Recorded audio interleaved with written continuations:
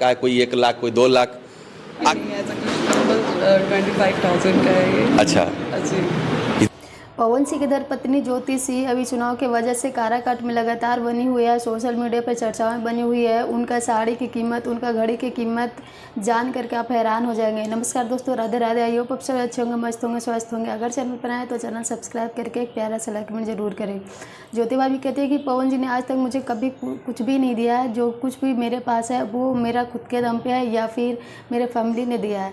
ज्योति भाभी जो साड़ी पहन करके आजकल वो काराकाट में जाती है, वो हर एक साड़ी 15 से 20 हज़ार के बीच में रहता है, और इतना महंगा साड़ी पहनने के बाद भी वो गरीबों के घर में जा करके उनके साथ बैठ करके ज़मीन पे खाना खाना, ये कोई छोटी मोटी बात नहीं है। देख सकते हैं कि जो ज्योति भाभी अपने हाथ में घड़ी पहनी हुई है, वो घड़ी 25,000 रुपये की है। ज्योति भाभी कोई छोटा मोटा फैमिली से नहीं है, वो बहुत ही बड़े फैमिली से है। और